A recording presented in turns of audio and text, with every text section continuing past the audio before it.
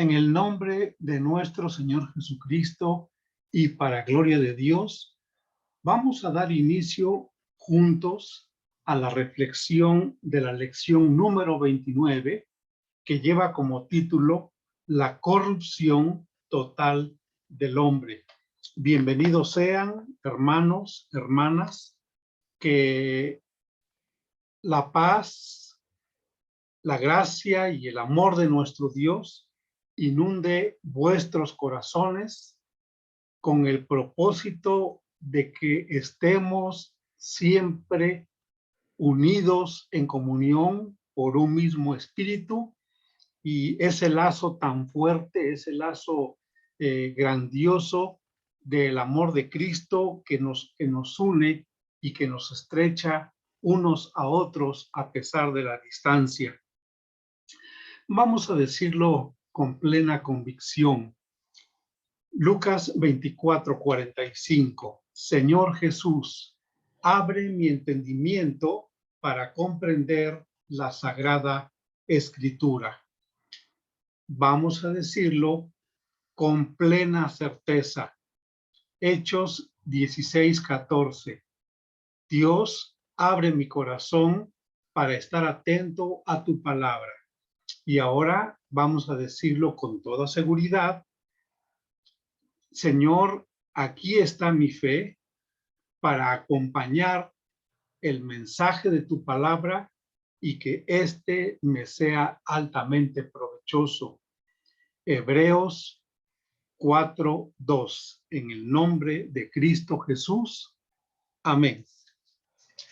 Entonces, hermanos, como dijimos en nuestra lección, y vamos ahora a compartir la pantalla, vamos a recordar que la lección 29, yo estoy aquí de este lado, pero me voy a hacer un poquito más grande para que sea más visible. Muy bien. La lección 29, hay tres títulos con los cuales se conoce. Uno es corrupción total del hombre. El otro es inhabilidad total. Y el otro, más fuerte, más duro, se titula depravación total. Déjenme decirles de dónde tomé estos títulos. Corrupción total del hombre lo tomamos de nuestro libro guía que se llama ¿Quiénes somos los presbiterianos? Inhabilidad total lo tomé de un libro que se titula Predestinación, escrito por Lorraine Bedner. Y luego la depravación total, que es el otro título, este lo ponen los que son adversarios de la doctrina o de la perspectiva teológica de la Iglesia Nacional Presbiteriana. Usan el título de depravación total. Bueno, para nosotros vamos a quedarnos con el título de corrupción total del hombre. Y vamos a decir qué significa en todo esto.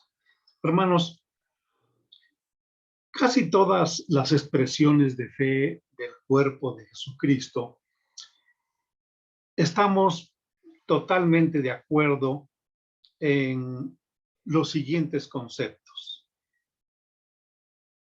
No creo que haya algún grupo de los que llamamos hermanos, denominación diferente, pero que llamamos hermanos, que no esté de acuerdo con esta perspectiva al reconocer, letra A, que el hombre es pecador. Es decir, todos pecamos. Y la palabra de Dios es muy clara en la carta de Pablo a Romanos: por cuanto todos pecaron, están destituidos de la gloria de Dios. 3:23 de Romanos. Bueno, letra B, el hombre está muerto en sus delitos y pecados, como lo dice el apóstol Pablo en la carta a los Efesios. Todos los hombres estamos muertos en nuestros delitos y pecados. Aquí algunos hermanos le han buscado alguna posible variante, objetando o argumentando que dice, bueno, ¿qué quería decir el apóstol Pablo cuando decía que todos estamos muertos en nuestros delitos y pecados? ¿Estaba hablando de una muerte espiritual o está hablando de una muerte física o está hablando de las dos? Bueno, indudablemente que Pablo, cuando dice que estamos muertos en delitos y pecados, está hablando de una muerte espiritual, no una muerte física, sino que estamos espiritualmente separados de Dios. Es decir, Dios, su espíritu, está separado del hombre y del espíritu del hombre. Por eso es que la condición del hombre es que está muerto espiritualmente. Pero entonces objetan aquí lo siguiente y dicen, bueno, ¿cómo determinar que la muerte espiritual es exactamente igual a la muerte física para decir que el hombre muerto espiritual es un cadáver y que no puede tener ninguna acción a favor de un encuentro con Dios, por ejemplo? Es decir, el hombre, si no está muerto físicamente, sino muerto espiritualmente, ¿de dónde nos fundamentamos para decir que está inhabilitado para buscar a Dios? Si una cosa es la muerte física y otra cosa es la muerte espiritual, ¿por qué suponer o por qué partir del hecho de la muerte física para decir que como un cadáver, el hombre muerto espiritualmente está inhabilitado para buscar a Dios? Bueno, esto es parte de lo que vamos a responder en el desarrollo de esta lección. El hombre en la letra E, dice, ya vimos A, B, C, no, en la letra C, el hombre no puede salvarse a sí mismo. También esta frase, aunque podemos reconocerlo y aceptarlo todos como principio bíblico, el hombre no puede salvarse a sí mismo. Algunos dicen que de todos modos, aunque no puede salvarse a sí mismo, pero que su naturaleza humana no está del todo arruinada, sino que su naturaleza humana tiene algo de bondad y que por esa razón, porque no es del todo perverso o depravado, sino que tiene algo de bondad en su naturaleza humana, esa bondad le permite al hombre que pueda buscar a Dios y aceptarlo o rechazarlo. Hay personas que, aunque aceptan que el hombre no puede salvarse a sí mismo, pero establecen que el hombre puede hacer algo por su salvación. Esto también lo podemos responder más adelante. Luego el inciso D, el hombre necesita un salvador total, no parcial o a medias. Y esto lo aceptamos todos en las expresiones del cuerpo de Cristo. Aceptamos pues que el hombre necesita un salvador total. Bueno, hermanos, hay personas que opinan diferente con respecto a la perspectiva teológica de la Iglesia Presbiteriana. Pero nosotros vamos ahora a mencionar lo que dice Loraine Bedner en su libro titulado La predestinación.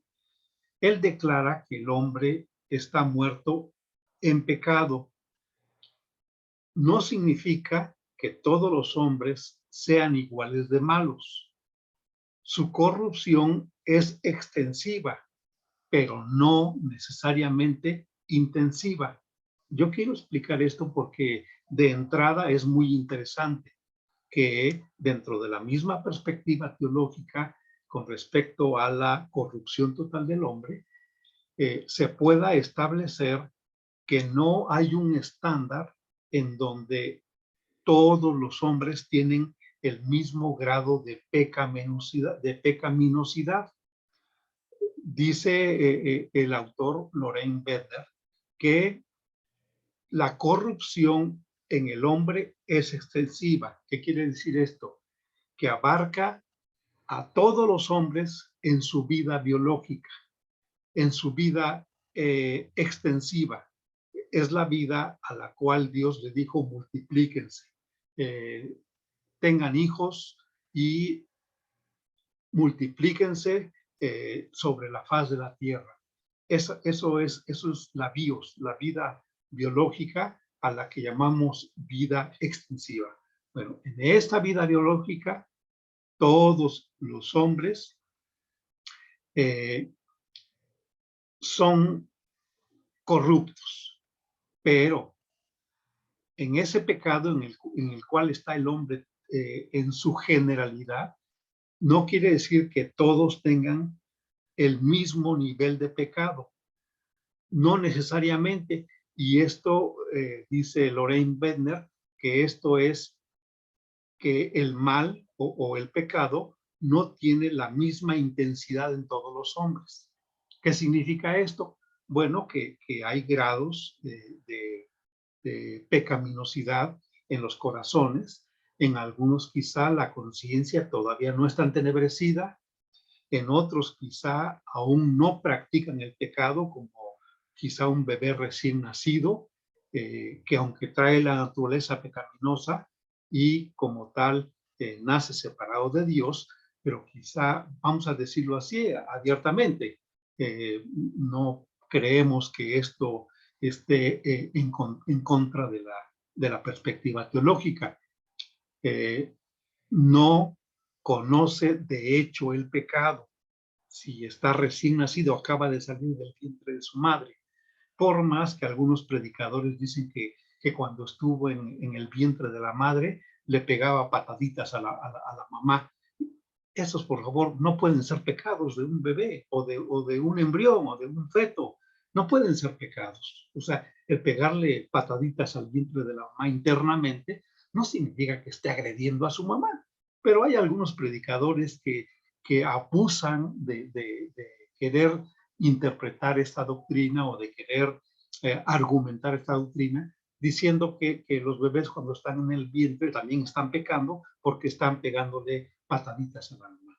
Bueno, creo, hermanos, que por eso es que algunos enemigos de esta perspectiva teológica dicen que los calvinistas abusan de la doctrina de la depravación total, que abusan de ella en la manera en que lo explican.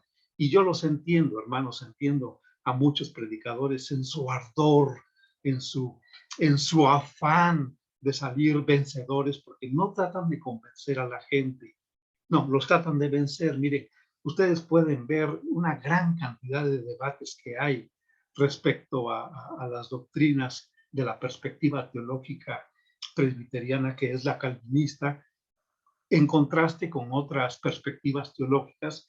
Ustedes pueden ver diario, hay debates acerca de esto y uno con tristeza observa que los debatientes, en lugar de tratar de persuadir en el amor de Dios a la otra persona de la cual según ellos esté equivocada, no, lo hacen de una manera agresiva. Es decir, no tratan de convencer, tratan de vencer. Y cuando uno hace eso, hermano, ya hay orgullo, ya hay prepotencia, ya hay vanidad, ya hay una actitud carnal que en nada agrada a Dios. Yo les digo desde este momento, jamás me enfrentaría yo a un debate con algún hermano, porque la cuestión de la Biblia no es para debatirla. La cuestión de la Biblia es para que la creamos. Y si alguien tiene una perspectiva diferente en cuanto a su enfoque, cómo cree en la doctrina, y otro tiene una perspectiva también diferente, hermanos, dice el apóstol Pablo en Corintios, bueno, ¿y a ti qué?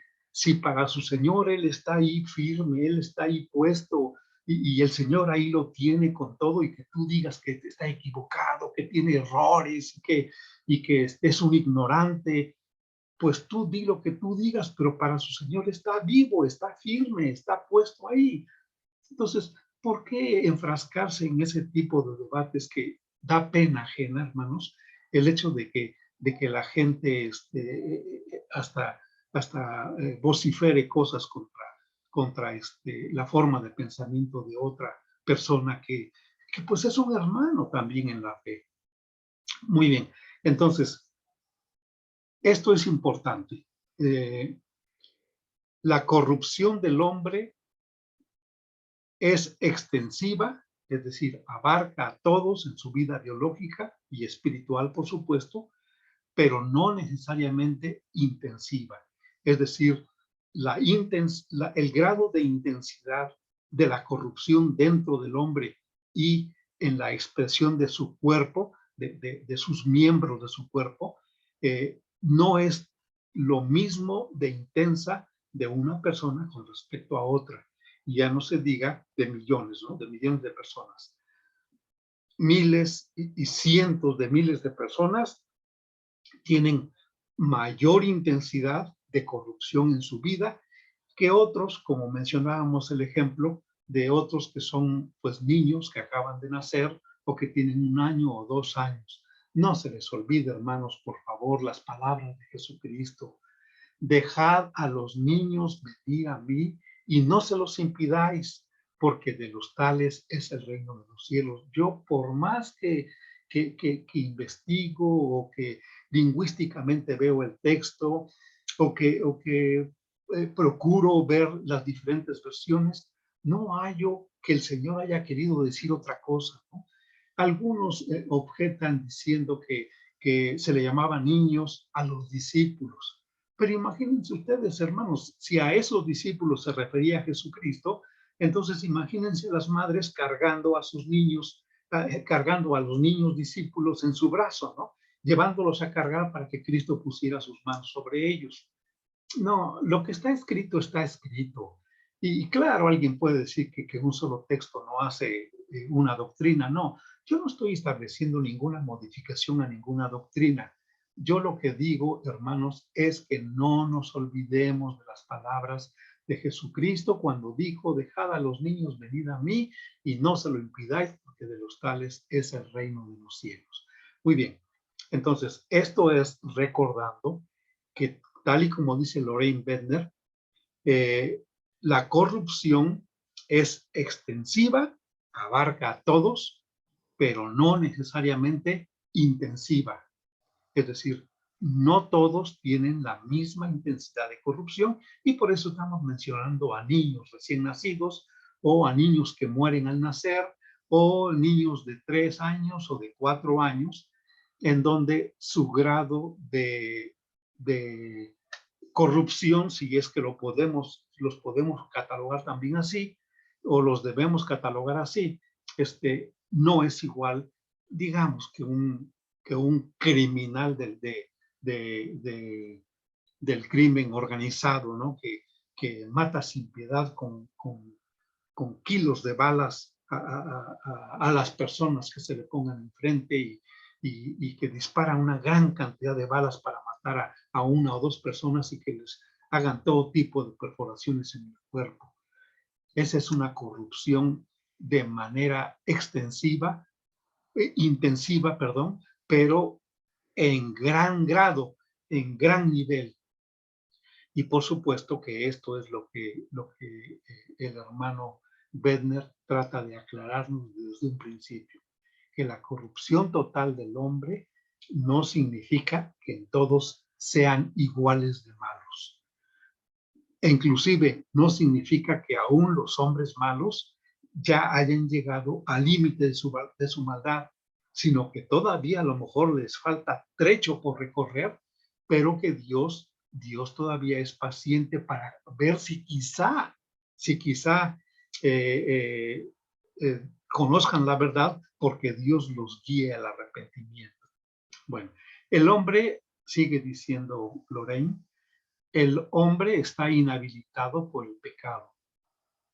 Su voluntad es libre, pero es como una paloma con el ala rota. Es libre para volar, pero no puede hacerlo. ¿Por qué? Por la sencilla razón de que su alita está rota. Así el hombre es libre para venir a Dios, pero es incapaz de hacerlo.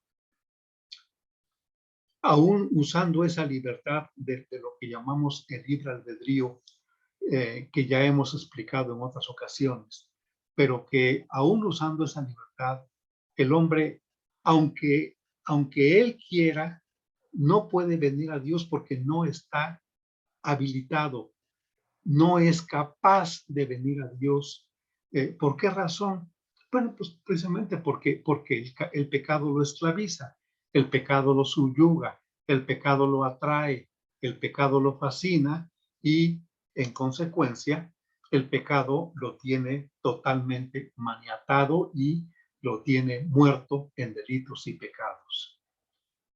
¿Cómo se arrepentirá de su pecado el hombre si lo ama y se deleita en hacerlo? ¿Cómo se volverá a Dios si él odia a Dios y lo aborrece? Estas preguntas que el escritor se hace es para convencer al escéptico, convencer a la persona que no ha entendido la doctrina de la inhabilidad total del hombre, es que ¿cómo se va a arrepentir de su pecado? Si en su naturaleza con la cual nació, que es naturaleza pecaminosa, ama el pecado y ama el pecado y además se deleita en cometerlo, en hacerlo, en practicarlo, en vivirlo. Lo toma como si fuera agua, dice la palabra de Dios, como si se empinara una botella de agua, así como toma agua, practica el pecado. Y luego, ¿cómo se va a convertir? ¿Cómo se va a volver a Dios si el hombre odia y aborrece a Dios? A lo mejor no lo vocifera, a lo mejor no lo pregona, a lo mejor no lo publica, pero con sus hechos, con sus actos, nos demuestra que el hombre realmente aborrece a Dios y lo odia. ¿Por qué? Pues por la sencilla razón de que Dios está ahí con su gran amor diciéndole al hombre lo corrupto que es, lo pecaminoso que es por medio de su palabra y además la sentencia de la ira de Dios que está sobre él y que ese pecado que el hombre está cometiendo lo lleva a la condenación. En esta situación, en esta condición, ¿cómo debemos entender nosotros el asunto de la inhabilidad o de la corrupción del hombre? Bueno, toda la humanidad, hermanos, pecó en Adán. No vamos a encontrar en la Biblia ningún texto que contenga tales palabras, que diga que toda la humanidad pecó en Adán. Pero sí vamos a encontrar textos en los cuales nos diga que el hombre está muerto en sus pecados y en sus delitos, es decir, que está separado de Dios y que está muerto espiritualmente. Entonces, como no vamos a encontrar en la Biblia un texto que contenga esta frase de que toda la humanidad pecó en Adán, ¿cómo es que entendemos que al ser Adán el representante de la humanidad, cuando él cometió el pecado, con ese pecado ensombreció toda la vida de los demás seres humanos, los llenó de tinieblas, los llenó de una separación, más bien quiero decir, les provocó que el espíritu del hombre estuviera separado del espíritu de Dios, porque esta es la condición de muerte espiritual. Separados de Dios y separados de Dios nada podemos hacer. Entonces, aunque no encontremos este texto, pero cuando Adán pecó, hermanos, murió su espíritu. ¿Se acuerdan ustedes de las palabras de Dios allá en el libro de Génesis, en el capítulo 2? Mira, aquí te doy todos los frutos de todos los árboles que están en el huerto. Puedes comer de todos ellos.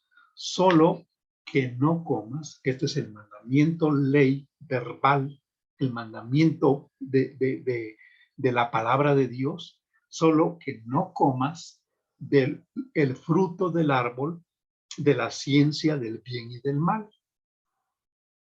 Adán no preguntó, ¿por qué, Señor? No preguntó, pero Dios sí se lo dijo, porque el día que de él comieres, ciertamente morirás. Entonces, resulta que Adán y Eva comieron del fruto del cual estaba prohibido, desobedeciendo a Dios. Eva fue engañada, Adán, por su propia voluntad, comió del fruto y pecó también. Bueno, entonces, ¿qué pasó en ese momento con Adán y Eva? Pues no, que no murieron.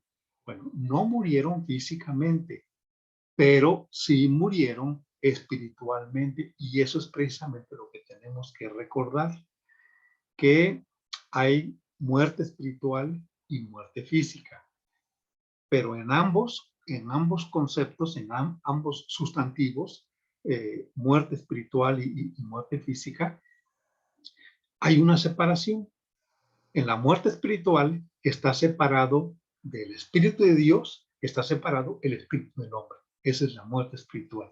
Y en la muerte física, el Espíritu que Dios da en el hombre está separado del cuerpo del hombre. Entonces, eso significa muerte, tanto física como espiritual, separación del Espíritu. Ya lo dijimos, el hombre está muerto espiritualmente cuando su espíritu está separado de Dios. Y el hombre está muerto físicamente cuando su espíritu está separado de su cuerpo. Bien, entonces repetimos aquí, el pecado entró al mundo y también entró la muerte. Si desde Adán hasta la fecha todos mueren, significa que todos hemos pecado. Recuerden esto, si todos han muerto físicamente y todos los que no han nacido de nuevo están muertos espiritualmente, entonces se cumple cabalmente la palabra de Dios cuando le dijo a Adán, no comas del fruto del árbol de la ciencia del bien y del mal, porque el día que de él comieres morirás. Repetimos, Adán y Eva no murieron en ese momento físicamente, porque Adán, dice la Biblia, la palabra de Dios, que vivió 930 años, pero no murió físicamente, pero sí murió espiritualmente. ¿Por qué? Porque en ese momento él fue sacado del huerto, y no únicamente fue sacado físicamente del huerto, separado de la presencia de Dios, sino además el Espíritu de Dios lo abandonó, lo dejó allá afuera, y el Espíritu de Dios dejó de estar en el hombre. Bueno, dice que el pecado entró al mundo y también entonces con el pecado entró la muerte. Si desde Adán hasta la fecha todos mueren, significa que todos han pecado. Están muertos espiritualmente. Entonces, hermanos, el hombre nace separado de Dios. ¿Separado en qué sentido? Pues en la muerte espiritual. Aunque sea elegido para salvación, aunque sea escogido para salvación, el hombre cuando nace está separado de Dios. Es decir, hasta en tanto Dios no pone los medios de la gracia para que el hombre sea salvo por elección, entonces el hombre está separado de Dios, está muerto espiritualmente. Esto también tiene enseñanza de parte de la palabra de Dios. Cuando Pablo le escribe a la iglesia de Tesalonicenses, Pablo les dice, hermanos, conocemos de Dios vuestra elección. Es decir, la forma o la manera como Dios da a conocer el que un hombre, una mujer son elegidos para salvación, el medio que Dios utiliza es la predicación del evangelio, la predicación de la palabra de Dios. Entonces, de esta manera, cuando los de Tesalónica escucharon la predicación de la palabra de Dios, el apóstol Pablo claramente vio y sintió y mostró que la palabra de Dios había llegado ahí con el poder del Espíritu Santo, no con palabras de sabiduría humana, no, sino con poder, y Dios le concedió a Pablo hacer milagros y prodigios, respaldando el mensaje de su palabra, de la palabra de Dios que Pablo estaba predicando, y de esa manera Pablo pudo darse cuenta inmediatamente que esas personas a las cuales le estaba hablando estaban elegidos para salvación. Por eso Pablo dice, hermanos, sabemos, conocemos de Dios vuestra elección. Y ya más adelante, obviamente, habla del llamamiento, de cómo Dios los llamó. Muy bien. Entonces dice, todos los descendientes de Adán y Eva heredaron el pecado, como cuando un hijo hereda un defecto genético de sus padres. Conviene, hermanos, que leamos lo que dice Romanos, capítulo 5, versículo 12. Me voy a permitir hacer la lectura en Romanos, capítulo 5, versículo 12. Y dice de la siguiente manera, un texto altamente conocido por la iglesia. Por tanto, como el pecado entró en el mundo por un hombre y por el pecado la muerte, así la muerte pasó a todos los hombres por cuanto todos pecaron. Entonces, por eso se compara como ese defecto genético de un padre que se lo hereda a su hijo, ¿no? Y este defecto no es propiamente, no dice la Biblia que le hereda el pecado, dice que le hereda la muerte. Versículo 12. Por tanto, como el pecado entró en el mundo por un hombre y por el pecado la muerte, así la muerte pasó a todos. No dice que el pecado pasó a todos, pero sí dice que la muerte pasó a todos. Y con esto intuimos, deducimos, y el Espíritu Santo nos ilumina para que recordemos que la muerte es la separación del espíritu y del cuerpo, y que la muerte espiritual es la separación de nuestro espíritu con el Espíritu de Dios. Entonces, si bien es cierto que no dice que el pecado de Adán pasó a todos, pero sí dice que las consecuencias del pecado pasó a todos, que es la muerte. Y si todos pecaron, por lo tanto, todos son dignos de muerte conforme al principio bíblico de la paga del pecado es muerte, en Romanos 6:23, mas la dádiva de Dios es vida eterna en Cristo Jesús. Pero, ¿qué les parece? Dice, por eso todos los humanos nacemos en pecado. Es decir, el pecado, ¿por qué? Porque el pecado es la muerte espiritual, lo que nos separa del Espíritu de Dios. Eso significa que cuando nacemos ya somos imperfectos y tenemos la tendencia a hacer lo malo. El Salmo 51, que también ustedes, hermanos, seguramente han leído, conocen muy bien. El Salmo 51, el versículo 5, dice la palabra de Dios: He aquí, en maldad he sido formado, y en pecado me concibió mi madre. Otra vez, hermanos, esos genes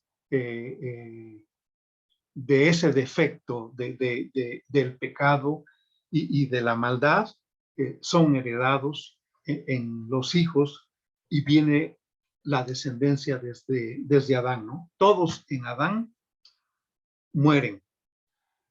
¿Por qué? Porque todos en Adán cometen pecado. Por eso la palabra de Dios dice claramente que así como el pecado entró al mundo por un hombre y con el pecado entró la muerte, entonces la muerte pasó a todos. ¿Por qué? Por cuanto todos pecaron. En Efesios capítulo 2, versículo 3, también el apóstol nos enseña, el apóstol Pablo, Efesios capítulo 2, versículo 3, dice: entre los cuales también todos nosotros vivimos en otro tiempo. Ajá. en los deseos de nuestra carne, haciendo la voluntad de la carne, de los pensamientos, y éramos por naturaleza, no adquirido posteriormente al nacimiento, no adquirido posteriormente a la niñez, no adquirido posteriormente a la juventud, no. Éramos por naturaleza hijos de ira, lo mismo que los demás. ¿Y por qué íbamos a ser hijos de ira si no teníamos pecado? No, precisamente por eso éramos hijos de ira por el pecado con el cual nacimos, con esa naturaleza pecaminosa e inclinada totalmente a cometer el pecado, que más adelante por obra y por hecho y por pensamiento y por lo que ustedes quieran imaginar, el hombre es pecador, ¿no? Como los seres humanos hemos heredado el pecado o la imperfección, nos enfermamos, envejecemos y morimos. Romanos 6:23, que ya lo mencionamos. Pagamos las consecuencias de nuestros errores y de los errores de los demás. Eclesiastés 8:9, ese sí vamos a leerlo. Eclesiastés 8:9. Dice la palabra de Dios. Eclesiastés capítulo 8, versículo 9. Todo esto he visto y he puesto mi corazón en todo lo que debajo del sol se hace. Hay tiempo en que el hombre se enseñorea del hombre para mal suyo. Es decir, pagamos las consecuencias de nuestros pecados y de los pecados de los demás. Luego en Santiago 3:2, que también conviene que leamos, Santiago 3:2 dice la palabra de Dios: he aquí nosotros ponemos freno en la boca de los caballos para que nos obedezcan y dirigimos así, perdón, el 3:2, está viendo el 3:2, porque todos ofendemos muchas veces. Si alguno no ofende en palabra, este es varón perfecto, capaz también de refrenar todo el cuerpo. El apóstol está confirmando, está ratificando todo lo que estamos diciendo en cuanto a que somos pecadores por voluntad propia y con esto llevamos también las enfermedades. La vejez, hermanos, también es consecuencia del pecado y, por supuesto, la muerte. La muerte es consecuencia del pecado. Vamos a, hermanos, a dejar de compartir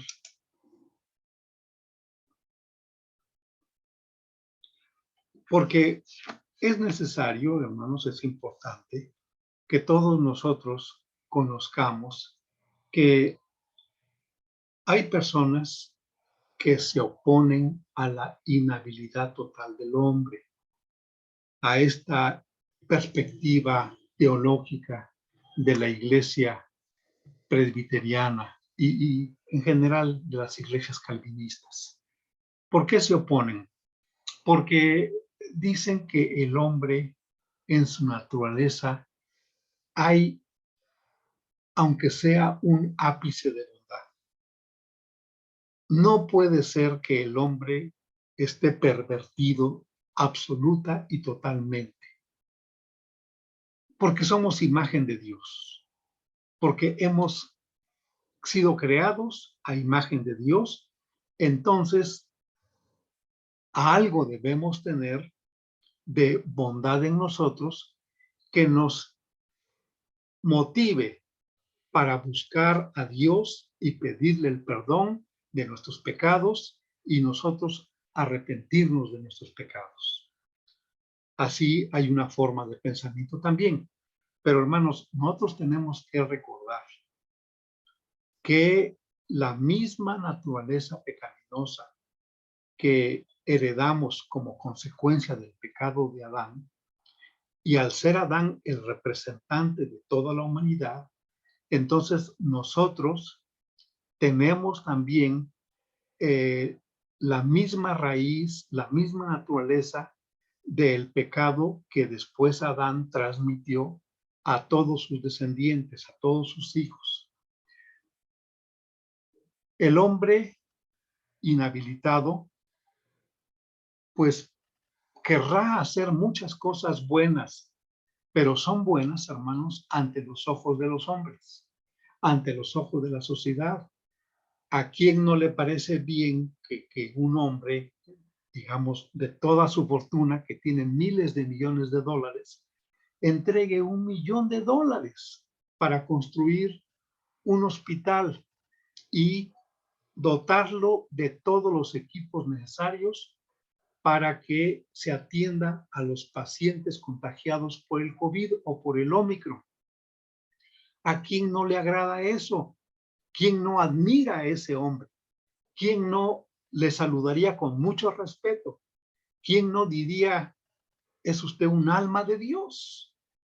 Pero hermanos, esa buena obra que ante nuestros ojos es totalmente aceptada y que ante nosotros es digna de admiración y de elogio, esa misma obra ante los ojos de Dios, hermanos, no alcanza pues para que este hombre, Dios le borre los pecados o Dios le perdone algunos pecados. No alcanza.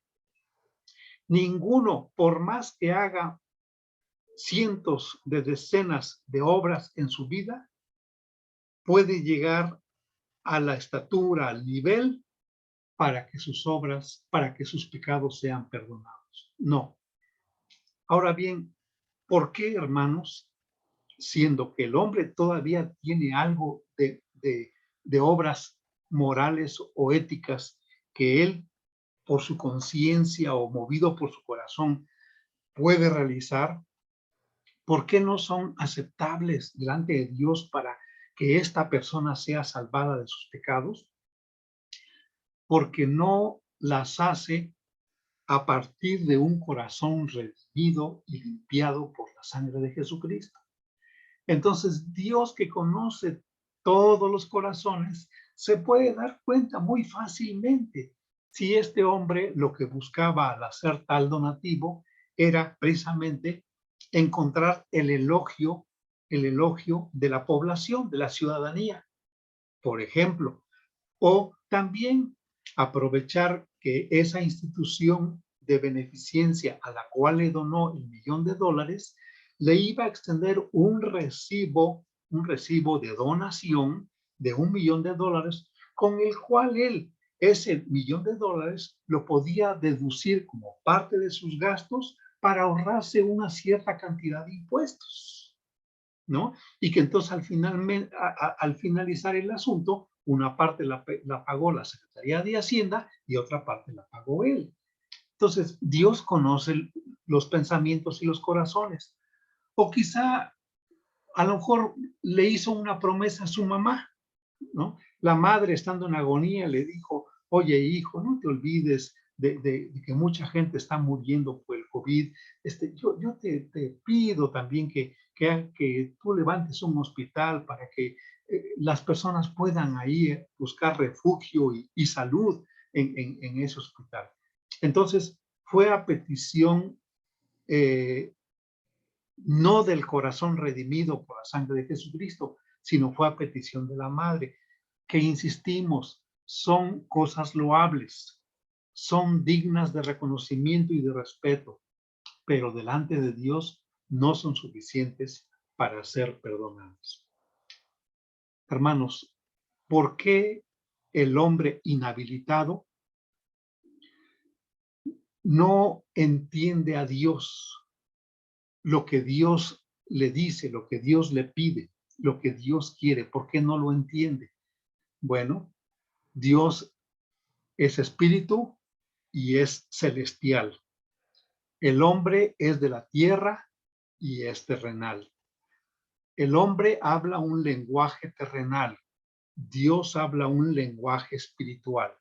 Por lo tanto, nosotros con nuestro lenguaje terrenal no entendemos el lenguaje de Dios, que es espiritual, aunque Dios sí entiende todos los lenguajes de la tierra y por supuesto que en base a las palabras de los hombres también van a ser juzgados. Pero eso, por eso es Dios, porque Él entiende todos los lenguajes de la tierra. Pero nosotros no entendemos el lenguaje celestial de Dios, porque dice Juan capítulo 4, Dios es espíritu. Entonces, si Dios es espíritu, su lenguaje de Él es espiritual. ¿En dónde nos ha dejado Dios ese lenguaje espiritual? Pues nos los ha dejado en la Biblia, en la palabra de Dios. Y leyendo yo la Biblia, ¿es como puedo entender a Dios? Sí, sí lo puedes entender, pero antes de entender, antes de meterte a la Biblia para entender el lenguaje de Dios, primero tienes que recibir de Dios la capacidad para ser llamado hijo de Dios. Y esto lo dice Juan capítulo 1, versículo 12. Mas a todos los que lo recibieron, a los que creen en su nombre, les dio potestad, o sea, poder de ser hechos hijos de Dios, los cuales no son engendrados por carne y sangre, ni por voluntad de varón, sino de Dios. Entonces, tú primero necesitas recibir a Cristo para que y creer en Él, por supuesto, y creer en Él por la fe, para que tú eh, seas engendrado por Dios, por el Espíritu de Dios. Y entonces esto es lo que llamamos el nuevo nacimiento. Eres nuevamente engendrado, pero ahora por el poder de Dios y el Espíritu de Dios. Eso es lo que llamamos el nuevo nacimiento. Con el nuevo nacimiento, Dios ya es tu Padre. Y entonces, aunque empieces a balbucear el lenguaje de Dios, el lenguaje espiritual, igual empiezas con decir Abba, que es padre o papá, empiezas a decir amor, paz, gracia, empiezas a decir palabras y palabras que ya entiendes porque ya las lees en la Biblia, en la palabra de Dios, y las lees en el lenguaje de Dios. ¿Por qué? Porque el Espíritu Santo toma de lo que está en el pensamiento, en la voluntad y en el corazón de Dios y te lo da a conocer a ti y además te convence, te persuade de que eso que estás leyendo efectivamente es la palabra de Dios. Entonces, pero ahora ya Dios es tu Padre. Naciste del Espíritu Santo y eres hijo de Dios. No naciste en el nuevo nacimiento, no naciste de carne o de sangre, sino naciste de Dios, del poder de Dios. Ahora ya como hijo de Dios, claro, Él te va a ir enseñando a hablar y a entender por el Espíritu Santo y la iluminación que el Espíritu Santo te da. Pero ¿qué más hace falta? Bueno, a lo mejor tú dices, bueno, pero es que no necesito yo tener fe para creer o para recibir a Dios. Sí, pero esa fe también Dios te la pone por medio del Espíritu Santo. ¿Por qué? Porque la fe es por el oír la palabra de Dios. ¿Sí? Entonces, cuando tú escuchas la palabra de Dios, la fe se hace realidad en tu corazón, la fe es real en tu corazón porque el Espíritu Santo te da el don de la fe que Dios pone en ti, porque ese don viene de parte de Dios. Yo no soy proactivo, yo no soy productivo, de mi corazón no brota la fe. La fe viene, la fe me es hecha real en mi corazón por parte de Dios al oír yo la palabra de Dios. La fe está claramente en la palabra de Dios. En Efesios capítulo 2 claramente nos dice que no somos salvos por las obras, que más bien que somos salvos por la gracia, y esto no de vosotros, pues es don de Dios, no por obras para que nadie se gloríe. ¿Por qué? Porque somos salvos por la fe en Jesucristo. Entonces, pero también no solamente vamos a necesitar fe, sino también tenemos que arrepentirnos, ¿no es cierto?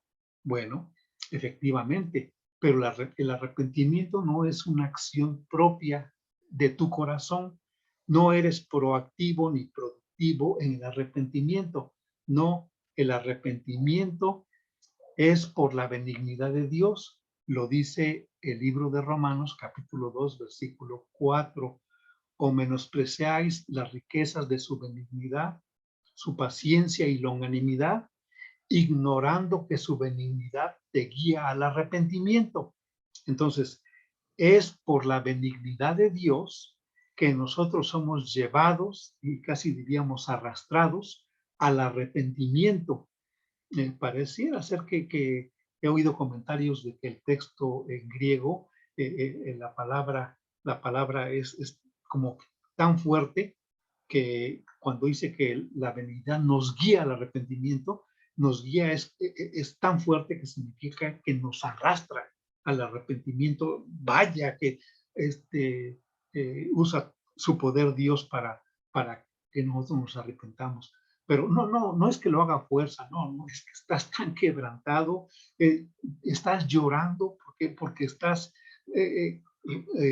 con esa benignidad de Dios en tu corazón que te está impulsando y llevando para que tú te arrepientas de todo, no solamente los pecados de tu cuerpo, no, sino los pecados de tu mente, los pecados de tu corazón, de todo eso tienes que arrepentirse.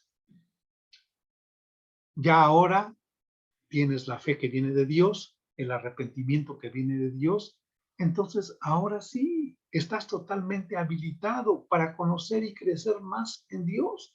Y Dios te va a llamar. Y es un llamamiento del cual tú no puedes rehusarte. ¿Por qué? Porque es tan poderoso ese llamamiento que tú lo estás anhelando para que el Señor te llame y te diga, ven porque quiero que me sirvas en este ministerio, en esta obra, y que prediques, y que cantes, y que ores, y que leas la palabra, y que la enseñes en muchos lugares.